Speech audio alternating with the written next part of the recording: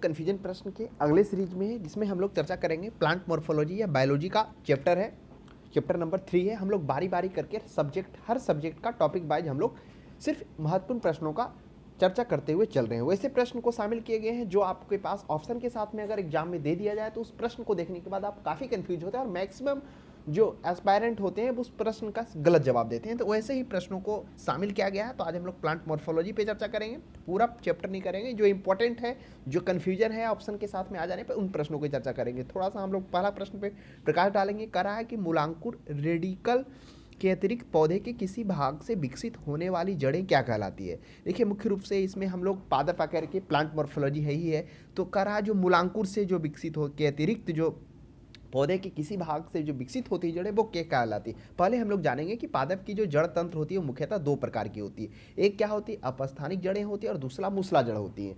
तो अपस्थानिक जड़ें तीन प्रकार के, एक भोज्य पदार्थ संचय के लिए, सहारा प्रदान करने के लिए, अन्य जैविक क्रियाओं के लिए तीन प्रकार के अपस्थानिक जड़ होते हैं। और मूसला जड़ मुख्यतः आप देखेंगे तुर्क रूपी, शंकु रूपी, कुंभी रूपी, ये सभी जड़ें आपको मूसला में देखने को मिलेगा। तो अपस्तंभ और मूसला हम लोग मोटे तौर पर समझने का कोशिश करते हैं कि मूलांकुर के अतिरिक्त का रहा है। तो मूलांकुर के अतिरिक्त जो है कि पौधे के किसी भाग से जो विकसित होते हैं वो जो जड़ कहलाते हैं वो अपस्थानिक जड़ के अंतर्गत में आते हैं। ऑप्शन में है तंतुमय मूल भी है, अवस्तंभ मूल भी है, मूसला जड़ भी है। तो जड़ मुख्यतः दो प्रकार के। तो इसी अपस्थानिक जड़ में आप देखेंगे सहारा, यांत्रिक सहारा प्रदान करने वाले जड़ में स्तंभ मूल, इसको हम लोग अन्य नामों से अपस्थानिक मूल के जो भाग हैं यांत्रिक सहारा प्रदान करने वाले, उसी का स्तंभ मूल आता है। ये क्या होता है, ऐसे पौधे या वृक्ष जिनकी शाखाओं से अनेक जड़ें निकलती है जो मोटे रूप से क्या होती है, धारण करके जमीन में प्रवेश कर, जैसे बरगद में आप देखते होंगे किस प्रकार से शाखा से ही क्या होता है, धीरे धीरे धीरे धीरे वह नीचे विकसित कर जड़ जमीन में प्रवेश कर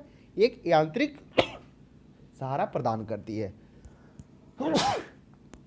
तो इस प्रकार की ये हो गया अपस्थानिक जड़ें। तो वही करा पौधे के मूलांकुर के अतिरिक्त, यानी मूलांकुर क्या हो गया, पहले हम लोग मूलांकुर और प्रांकुर समझेंगे। जब कोई बीज को हम लोग बोते हैं तो जो जमीन के नीचे वाले भाग जिससे जड़तंत्र तैयार होता है वो मूलांकुर कहलाता है। ठीक जो ऊपर जमीन के ऊपर यानी वायु में आता है, वायुमंडल में आता है, उसे हम लोग प्रांकुर कहते हैं। तो ये मूलांकुर और प्रांकुर में अंतर है, इसे समझें। और उसी में से जो अतिरिक्त पौधे के भाग से निकलते हैं, जिसमें से हम लोग देखेंगे बरगद हो गया, रबड़ हो गया, राइजोफेरा हो गया, ये सभी आप देखेंगे कि शाखाएं के पौधे के शरीर के अन्य भाग से शाखाएं से जड़ें निकलकर और कहाँ जमीन में जाकर प्रवेश कर उसको यांत्रिक सहारा प्रदान करती है। मूसला जड़ में हम लोग आगे देखेंगे कि यह जो होती है मूलांकुर के जो मुख्य जड़ होते हैं, जैसे ये पौधा हो गया, इसका मुख्य जड़ हो गया, तो मुख्य जड़ के अतिरिक्त द्वितीयक, तृतीयक इस प्रकार देखते हो ना, शाखित हो गया। जैसे आप पैडी का, धान का ले लीजिए, अन्यथा गेहूं का भी ले लीजिए, अन्य बहुत सारे ऐसे हैं जो आप मूली गाजर ले लीजिए कि एक मूल जो होते हैं, मुख्य जड़ होते हैं, उसके अतिरिक्त द्वितीयक, तृतीयक चारों तरफ फैले फैले होते हैं, तो वो मूसला जड़ कहलाते हैं। तो आशा करते हैं ये दोनों प्रश्न आप समझ गए होंगे।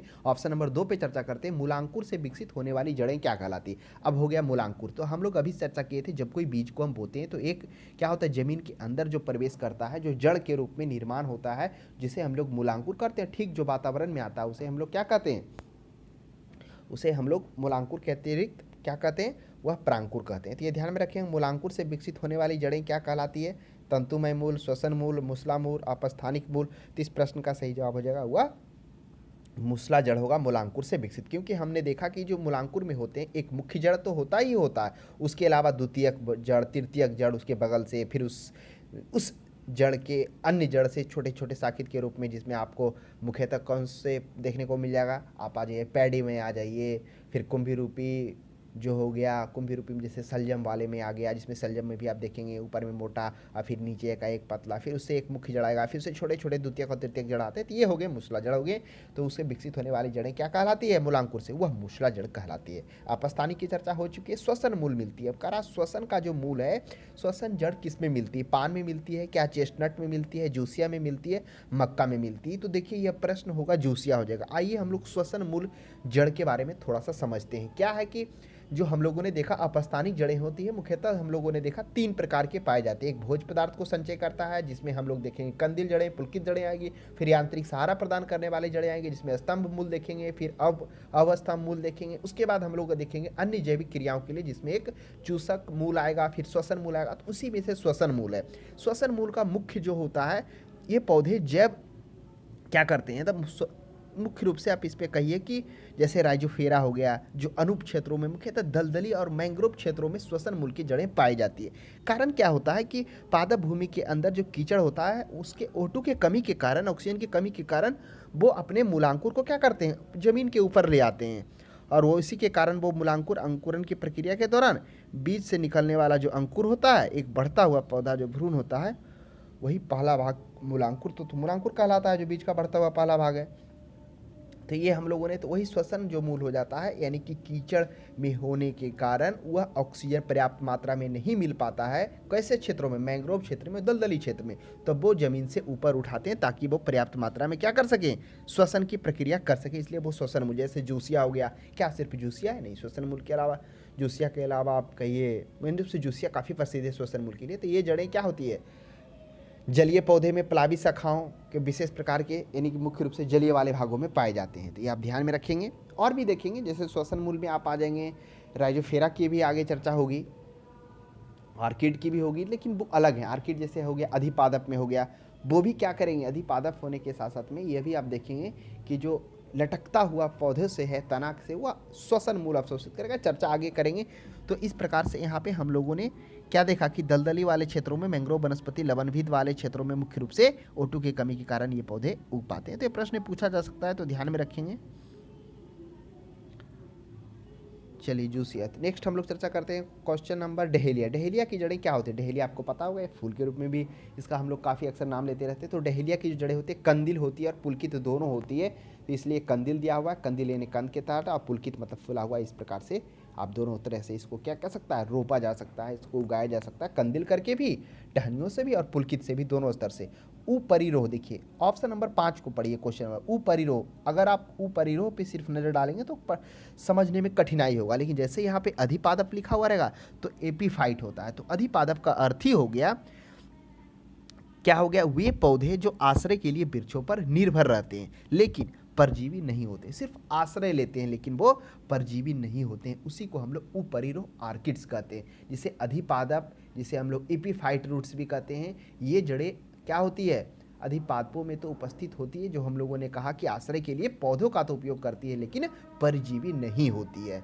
जैसे हो गया आर्किड्स का पौधा हो गया, तो वही करा ऑप्शन में आर्किड्स है। क्या अमरबेल भी ऑप्शन में, क्या अमरबेल किस जड़े में आते हैं, हाँ, अमरबेल का भी कुछ ऐसा ही है कि वो पेड़ों पे उगते हैं। तो क्या सिर्फ वो आश्रय लेते हैं, नहीं, जो अमरबेल होता है, अगर अमरबेल की हम लोग चर्चा करें तब वो क्या करता है, वह आश्रय के साथ साथ में, तो आश्रय छोड़ दीजिए, वह अपना जो क्या करता है, भोज्य पदार्थ होता है वो उसी से ग्रहण करता है, उस पौधे से ग्रहण करता है। तो यहाँ पे आप इन चीज़ों को ध्यान में रखेंगे, तो वो क्या आ जाएगा, वो आ जाएगा चूसक मूल में आ जाएगा। अमरबेल हो गया, चंदन हो गया, ये परजीवी पौधे होते हैं। क्लियर, आगे हम लोग बढ़ते हैं। रबड़, देखिए रबड़ का भी है, तो रबड़ जो आ जाएगा, ये आप लोग आगे देखेंगे कि जो रबड़ का पेड़ मुख्य रूप से आपको देखने को मिलेगा, ये स्तंभ मूल में आएगा, क्योंकि इसके भी जो शाखाओं से अन्य क्या होती है, धीरे धीरे जड़ें निकलकर जमीन में प्रवेश कर उसको यांत्रिक सहारा प्रदान करती है भारतीय रबड़। चलिए नेक्स्ट 6 में देखते हैं, न्यूमेटोफोर्स श्वसन मूल। वही श्वसन मूल जो हम लोगों ने देखा, रिस्पायरेटरी रूट्स क्या होता है, मुख्यतः हम लोगों ने देखा कि मैंग्रोव वाले क्षेत्र में, दलदली वाले क्षेत्रों में पाया जाता है, जिसमें हम लोगों ने क्या देखा, श्वसन मूल में, जैसे जूसिया था, फिर हम लोग राइजोफेरा की भी चर्चा करेंगे। तो वही होता हुआ मैंग्रोव पादप में होता है। क्या कारण क्या होता है कि मैंग्रोव वनस्पति लवणोभेद में पादप भूमि के अंदर कीचड़ और O2 की कमी के कारण वो क्या करते हैं, श्वसन मूल के लिए अपनी जड़ें कीचड़ के ऊपर इस तरह से, जैसे यहाँ पर हो गया जमीन में, तो कीचड़ से इस प्रकार से जड़ें वो बाहर निकाल लेती है, जिसे हम लोग न्यूमेटोफोरा श्वसन मूल कहते हैं। आशा करते हैं आपको इन प्रश्नों से काफ़ी कुछ क्लियर हुआ होगा। आगे हम लोग चर्चा करेंगे, क्वेश्चन नंबर 7 पे चर्चा करेंगे, जिसमें हम लोग चर्चा करेंगे आर्किड्स के विलोम जड़ें। देखिए आर्किड्स की भी चर्चा आ गया ना, तो हम लोगों ने क्या देखा कि जो अपस्थानिक जड़ें हैं, अपस्थानिक जड़ मुख्यतः 3 प्रकार की, भोज्य पदार्थ संचय करने वाले, यांत्रिक सहारा प्रदान करने वाले, अन्य क्रिया में जैसे चूसक जड़ हो गया, जिसमें चंदन और कौन कौन देखें, चंदन देखें और एक अमरबेल देखें। चूसक जड़ के अलावा फिर हम लोगों ने श्वसन मूल देखा। श्वसन मूल में हम लोगों ने क्या देखा कि जो श्वसन मूल होते हैं ये जलीय पौधे खासकर होते हैं, जैसे हम लोगों ने एक अभी जूसिया नामक पौधे को देखा था, है ना, जो क्या करती है, मतलब जो श्वसन मूल के पौधे होते हैं मुख्यतः दलदली वाले क्षेत्रों में, मैंग्रोव वाले क्षेत्रों में उगते हैं। क्या होता है, कीचड़ के कारण, O2 की कमी के कारण वो अपने श्वसन को करने के लिए वह जमीन से ऊपर निकाल आते हैं। तो ये हो गया। तो आर्किड्स जो हम लोगों ने एक आर्किड्स के बारे में भी देखा, जो अधिपादप है, अधिपादप इसे एपीफाइट कहते हैं। इसमें क्या होता है, पत्तियां के कच के निकलकर वायु में लटकी हुई रहती है, यानी कि पत्तियों के कच से क्या करते हैं, मतलब अधिपादप जो जड़ें होती है वो तने के, देखें पत्तियां जहाँ से निकलेगा ना वहाँ से छोटे छोटे जड़े के रूप में वो लटकी हुई रहेगी। कारण क्या होता है कि वो वायु से क्या करती है, जड़ों में आर्द्रता ग्राही स्पंजी उत्तक उसमें पाया जाता है, जो आर्द्रता को नमी को अवशोषित करता है, वही उत्तक पाया जाता है। तो वो आर्किड्स उस प्रकार के इसे अधिपादप में आ जाता है। काफ़ी अच्छा प्रश्न है। नेक्स्ट हम लोग देखेंगे क्या करा, कौन सी जड़ नहीं। अब देखिए जड़ की चर्चा हो गया, अब जड़ बताइए। मुख्यतः दो प्रकार, अब आलू है, गाजर है, शकरकंद है, मूली। थोड़ा सा शॉर्ट में चर्चा कर देते हैं। देखिए तना, आलू तना में आता है। अब तना, जो आप तना देखेंगे उसमें प्रकंद, स्तंभकंद, शल्ककंद, ये घनकंद, इस तरह से तना का रूपांतरण किया गया है। तो पहला हम लोगों ने प्रकंद देखा, प्रकंद में आपको हल्दी, और ये प्रकंद नहीं कहिए, हल्दी किस में आ जाएगा, हल्दी आ जाएगा तो आपको स्तंभकंद में, हमको जहाँ तक स्तंभकंद या प्रकंद में आएगा, प्रकंद में ही कहिए, है ना। हल्दी केला प्रकंद में ही आएगा। उसके बाद स्तंभकंद में आप देखेंगे तो आलू आ जाएगा, तो ये आलू आ गया स्तंभकंद में।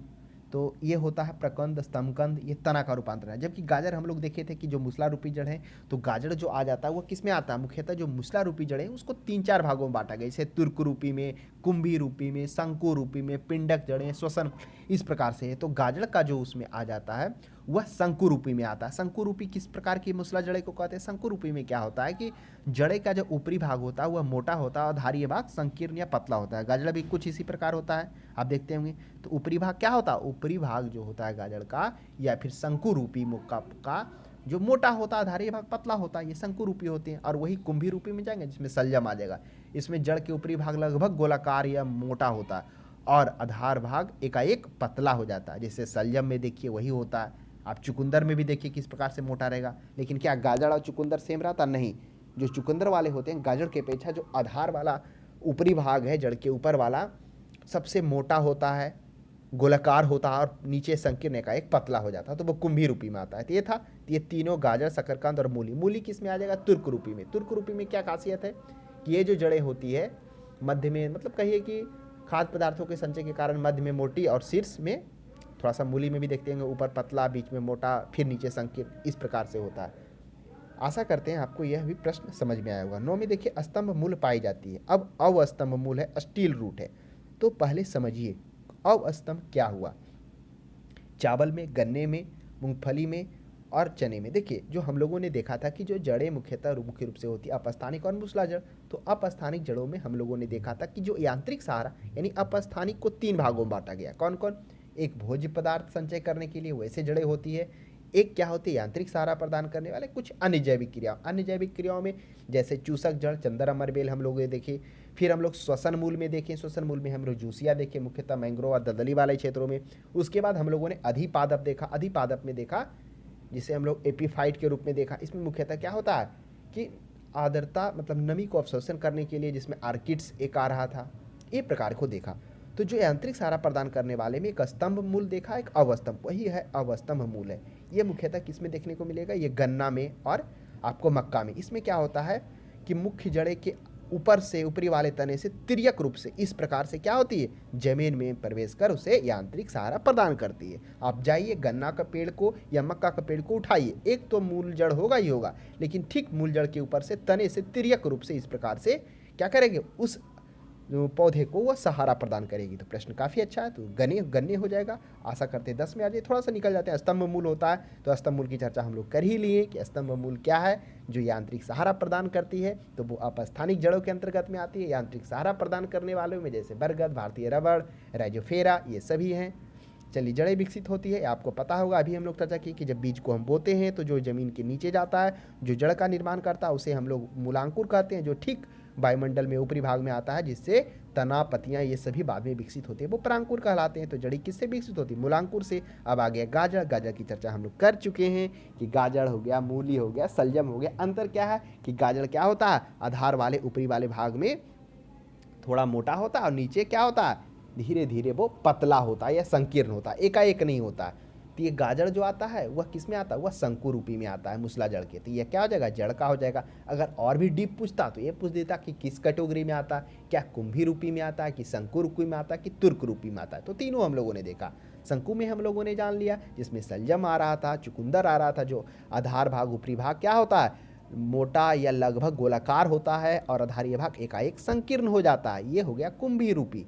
और तुर्क रूपी में हम लोगों ने क्या देखा कि जिसका ऊपरी और निचला भाग संकीर्ण, मध्य में मोटा, जैसे मूली हो जाता है, कि जिसका क्या हो जाता है कि खाद्य पदार्थ की संचय के कारण मध्य में मोटी और आधार और शीर्ष संकीर्ण हो जाता है।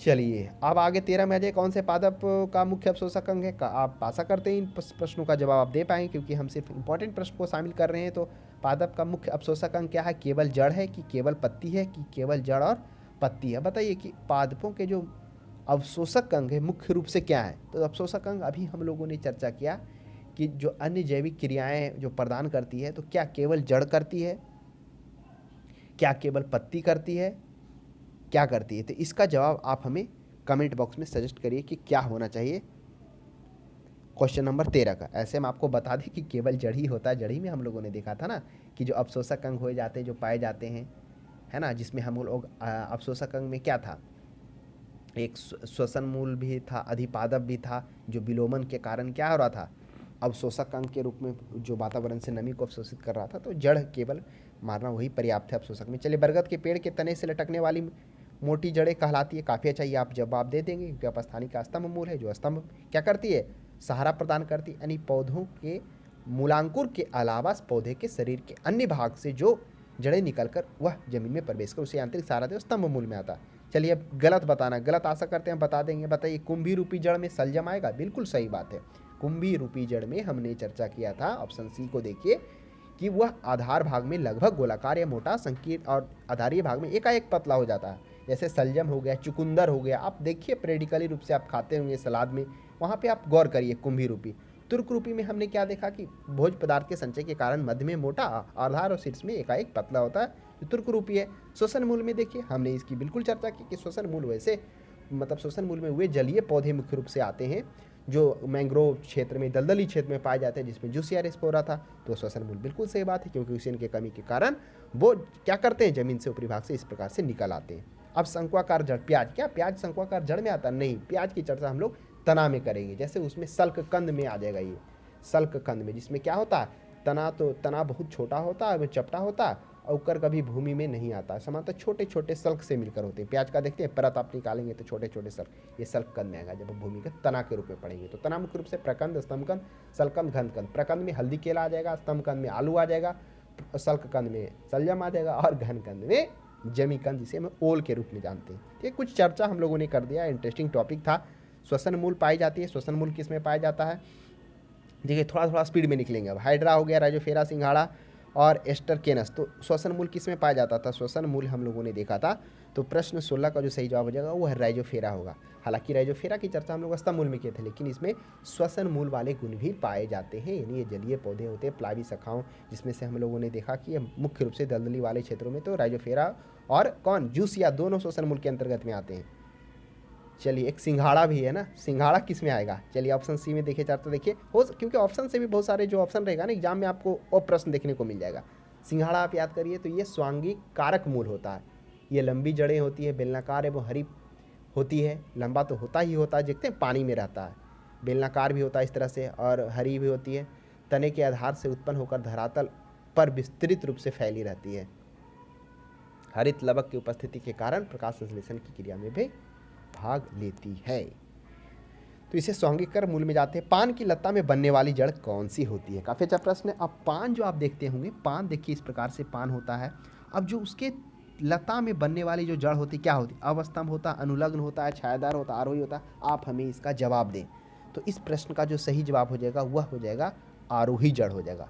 अब ये आरोही जड़ क्या है, तो देखिए जो यांत्रिक सहारा प्रदान करती है ना, उसी में से स्तंभ, अपस्तंभ और आरोही जड़ आता है। ये मुख्यतः सहजीवी पौधों के तनों के संधियों, पर्व संधियों से उत्पन्न होती है। जैसे ये पौधा हो गया, यहाँ पे इस प्रकार से पत्ती निकला, तो संधि और पर्व संधि के मध्य से उत्पन्न होती है। ये पौधे के किसी आधार, जैसे वो पौधों को जब चढ़ता है ना, जैसे आप अन्य में भी देखिए ना, जैसे मनी प्लांट में भी देखिए, मनी प्लांट भी जब क्या करता है, जब दीवार पर चढ़ने लगता है तो इस प्रकार की संधियाँ निकल आती है।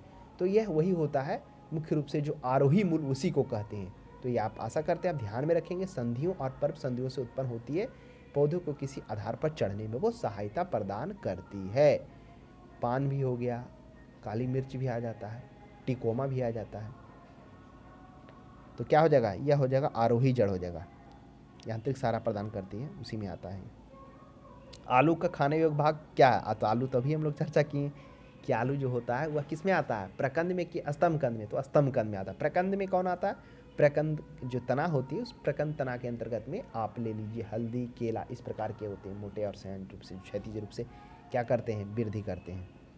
पर्णकाय स्तंभ एक रूप है किसका है, अब देखिए पर्णकाय स्तंभ फैलोक्लेड एक रूप है किसका है, जड़ का, तना का, पत्ता का। देखिए इस प्रश्न का जो सही जवाब हो जाएगा वह हो जाएगा तना का रूप है पर्णकाय स्तंभ। अब थोड़ा सा और हम लोग चर्चा करते हैं, जैसे पर्णकाय स्तंभ मुख्य रूप से आपको किस में देखने को मिलेगा, ये जो शुष्क वाले क्षेत्रों में, मरुद्भिद वाले क्षेत्रों में होते हैं ना, वही पर्णकाय स्तंभ होते हैं। वो पत्तियों को सल्क यानी कांटे में परिवर्तन कर लेते हैं ताकि वो वाष्पोत्सर्जन की क्रिया को धीमे कर सके, तो वही होता है, उसी को हम लोग पर्णकाय स्तंभ कहते हैं। तो जो क्या होता है, किसका रूपांतरण होता है, वो तना का। तो ये मुख्य रूप से कौन से क्षेत्र में देखने को मिलेगा, मरुद्भिद शुष्क क्षेत्रों में, ताकि वो वाष्पोत्सर्जन की क्रिया कम कर सके, तो वही वो कांटे में परिवर्तन हो जाता है। देखिए नागफनी में प्रकाश संश्लेषण का कार्य होता है, किसके द्वारा होता है, क्या घनकंद के द्वारा होता है, ये तना मुख्यतः थोड़ा सा देखिए तना के रूप में, अब थोड़ा सा तना वाले से चैप्टर से चलेगा।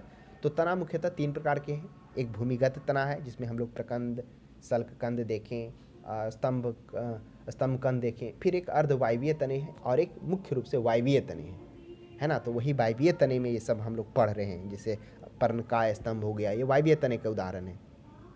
अब हम लोग नागफनी में प्रकाश संश्लेषण के कार्य कैसे होता है, घनकंद द्वारा होता है कि पर्णकाय स्तंभ द्वारा। देखिए थोड़ा सा ऑप्शन बी और डी पर प्रकाश डालिए, कह रहा पर्णकाय स्तंभ है और पर्णकाय वृत्त है, तो दोनों में अंतर है, ये पर्णायित वृत्त है और ये पर्णकाय है, तो वह पर्णकाय स्तंभ होता है। यही पर्णकाय स्तंभ जो पत्तियों को सल्क के रूप में परिवर्तन कर लेता है, कारण क्या होता है कि वह जो वाष्पोत्सर्जन की क्रिया है वो कम कर सके, क्योंकि उसको तो शुष्क वाले क्षेत्रों में, मरुद्भिद वाले क्षेत्रों में तो पर्याप्त मात्रा में पानी होता नहीं है, तो उसी के कारण ये परिवर्तन किया जाता है।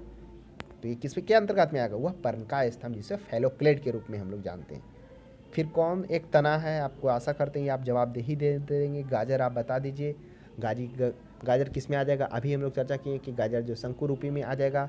शकरकंद किस में आ जाएगा, शकरकंद आपको कंदिल जड़े में आ जाएगा, क्योंकि इसकी जो आकृति है गोलाकार नहीं होती, अनिश्चित आकार की होती है। मूली किस में, तुर्क रूपी में आ जाएगा। आलू आ जाएगा तना में आ जाएगा, वो भी स्तंभ कंद में आ जाएगा। चलिए आगे हम लोग बढ़ते हैं। पत्ता गोभी का खाद्य पदार्थ का संग्रह कहाँ का होता है, तो पत्ता गोभी खाद्य पदार्थ का संग्रह आशा करते हैं तो पत्ता गोभी है, तो जवाब दे ही देंगे, सिंपल क्वेश्चन है ये। पत्ता तो पत्ता में होगा और क्या, पत्तियां में हो जाएगा। देश में देख लीजिए, आलू भूमिगत रूपांतरित तना होता है, किसका होता है। अब देखिए आलू भूमिगत तना, तो तना के बारे में हम लोगों ने जाना थोड़ा सा कि तना मुख्यतः 3 भागों में से विभाजित किया गया। एक भूमिगत तना के रूप में, जिसमें हम लोगों ने देखा था कौन कौन, आलू, ये आलू हो गया, प्याज हो गया, लहसुन हो गया, ये सभी तना के अंतर्गत में आ जाता है। उसके बाद हम लोगों ने देखा अर्धवायवीय तने में, अर्धवायवीय तने में भी हम लोग आगे चर्चा करेंगे, जिसमें आपको भूस्तरीय और मुख्य मिलेगा। फिर वायवीय में आपको मिलेगा, इसमें पर्णकाय स्तंभ हम लोगों ने देखा, फैलोक्लेड देखा। तो वही प्रश्न पूछा गया, आलू भूमिगत तना होता है जिसे क्या कहा जाता है। अब देखिए ऑप्शन में सल्क कंद, याद करिए सल्क कंद की चर्चा हम लोग कहाँ किए थे, घन कंद, प्रकंद, तो आलू, तो घन कंद जो हम लोगों ने तो देखा ही, घन कंद क्या है, यह वास्तव में प्रकंद का संघनित रूप है, यही तो घन कंद है ना, जो ओल के अंतर्गत में आता है, यानी प्रकंद का ही मतलब कहिए कि थोड़ा संघनित रूप है। इसमें ऊर्ध्वाधर दिशा में वृद्धि करता है, कुछ मात्रा में तने के आधार पर भोज्य पदार्थ संचित होता है, परिणाम स्वरूप क्या हो जाता है, आधार अत्यधिक मोटा हो जाता है, जो ओल आप देखते हैं उसी को। तो ये हो गया। अब प्रकंद और कंद 2 ऑप्शन बचा है। अब प्रकंद, प्रकंद में हमने देखा कि इसके अंतर्गत में जो क्या है, ये मुख्य रूप से आदि हैं, हल्दी हैं, केला है, ये सभी प्रकंद में आ जाते हैं। और जो स्तंभ कंद में वही कंद है, यहाँ पर इसी के अंतर्गत में आलू आ जाता है। और सल्क कंद में क्या आ जाएगा, इसमें सल्क होते हैं छोटे छोटे परत के रूप में, वो प्याज आ जाएगा। तो आशा करते हैं ऑप्शन के साथ सभी पे हम लोग चर्चा किए हैं। अगर एग्जाम में प्रश्न दे दिया जाए तो आप घबराएं नहीं, समझ कर उसे मारे, सभी जवाब सही होंगे। 24 में है, निम्नलिखित में से क्या तने का रूपांतरण नहीं, आशा करते हैं बता देंगे। प्याज का बल्ब, ये तो तना का रूपांतरण है सल्कंद में। अरबी का घनकंद, ये भी है, घनकंद के रूप में है। फिर शकरकंद का कंद, आप बताइए क्या शकरकंद का जो कंद है वह तना का रूपांतरण है, बिल्कुल नहीं। शकरकंद जो हम लोगों ने देखा था क्या था, वह कंदिल जड़े से था ना शकरकंद। ये भोज्य पदार्थ संचय के कारण फूल जाती है, अनिश्चित आकृति हो जाती है, तो ये नहीं, यही होगा इसका जवाब। आलू तो कंद का है ही। 25 में भी दे देंगे कौन तना है, सभी पढ़ने के बाद आप इसका जवाब आशा करते दे देंगे। ऑप्शन में सलजम है, अदरक है, गाजर है और शकरकंद है। अब बताइए क्या सलजम तना है? सोचिए, बिल्कुल सलजम क्या है, यह जड़ के अंतर्गत में आता है। अब सलजम किसके अंतर्गत में आता है बताइए, कुंभी रूपी की तुर्क रूपी, तो कुंभी रूपी में आएगा, क्योंकि सलजम और जो एक और था ना, सलजम के एक अलावा एक और था चुकंदर, ये दोनों क्या था कि आधारीय भाग ऊपरी भाग एकाएक मोटा यानी लगभग गोलाकार और एकाएक आधारीय भाग संकीर्ण हो रहा था। ऊपरी भाग मोटा और गोलाकार, आधारीय भाग जैसे ही एकाएक संकीर्ण। तो क्या हो जाएगा, सलजम तो होगा नहीं। बाकी अदरक तो हम लोग चर्चा कर ही लिए कि ये प्रकंद में आएगा, गाजर भी चर्चा कर ही लिए। अच्छा तना है ना, तो गाजर भी तो आ जाएगा किस में, ये आ जाएगा कुंभी रूपी के बाद अगला था शंकु रूपी में गाजर आ जाएगा। शकरकंद भी आ जाएगा, शकरकंद तो वही आ जाएगा जिसमें सलजम आएगा। अच्छा शकरकंद है ना, सलजम वाला नहीं, सलजम और चुकंदर एक साथ होगा, शकरकंद हो जाएगा कंदील जड़े में, क्योंकि अनिश्चित आकृति का होता है। तो इसमें तना कौन हो गया, अदरक हो गया। प्रकंद का उदाहरण कौन है, अब देखिए प्रकंद आ गया। हमने देखा कि तना को मुख्य रूप से 3 भागों में बांटा गया है। कौन कौन, भूमिगत तने में, अर्धवायवीय तने वायवीय में। तो भूमिगत तने में पहला हम लोग प्रकंद से ही स्टार्ट कर रहे थे, दूसरा हम लोग क्या था, प्रकंद के बाद स्तंभ कंद था, फिर सल्क कंद था। तो स्तंभ कंद में प्रकंद के अंतर्गत में क्या आ रहा था, आप बताइए, अदरक आ रहा था, हल्दी आ रहा था, तो ये प्रकंद के हो जाएंगे। अब बताइए आलू किस में आ रहा था, आलू स्तंभ कंद में आ रहा था। अब जमीकंद किस में आ रहा था, सोचिए थोड़ा सा, जमीकंद जो आ रहा था वह घन कंद में आ रहा था। ये थोड़ा थोड़ा अंतर है, थोड़ा सा आपको पता होगा तो आप इसका जवाब सही देंगे, अन्यथा कन्फ्यूज करके आप प्रश्न गलत दे देंगे। कौन सा रूपांतरित तना है, तो रूपांतरित तना कौन सा है बता दीजिए, गाजर, शकरकंद, नारियल, आलू। तो पहले हम लोग गाजर पे सोचते हैं, तो हमने चर्चा किया था कि गाजर जो है पहला तो तुर्क रूपी, शंकु रूपी, और शंकु रूपी के बाद तीसरा जो था वह शंकु रूपी था। शंकु रूपी में क्या था कि आपका जो ऊपरी भाग है वह मोटा है और नीचे भाग धीरे धीरे संकीर्ण टाइप से, तो वो गाजर के अंतर्गत में, जिसे हमने नाम दिया, क्या नाम दिया उसे, शंकु रूपी नाम दिया। अब शकरकंद के बारे में विचार करिए, शकरकंद सोचिए, यह शकरकंद है। शकरकंद हमने देखा कि यह अनिश्चित आकृति का होता है। पहले तो याद कर लीजिए, अगर आप खाए हैं शकरकंद खाए होंगे तो बिल्कुल पहले माइंड में फिगर आई, अनिश्चित आकृति का होता है भोज्य पदार्थ के संचय के कारण, तो इसे हम लोग भोज्य पदार्थ के संचय के लिए जानते हैं कंदील जड़े में। चलिए नारियल पर आ जाइए, क्या नारियल तना है, नारियल तो आपको पता होगा ये ऊपर फलता है, तना का तो विचार उठ नहीं रहा है बिल्कुल, ये तो आप बिल्कुल इसको रिमूव। अब आलू आ गया, तो आलू है तना में जो स्तंभ कंद में आता है। तो इस तरह से हम लोगों ने कुछ प्रश्नों था जिसका लगभग मतलब जो आगे पीछे आया उस पर भी हम लोगों ने चर्चा कर लिया है ना। चलिए तो कुछ और प्रश्न है, बाकी आप लोग जवाब दे पाएंगे है ना। तो आज के लिए इतना ही रखते हैं, अब हम लोग अगले चैप्टर में मिलते हैं।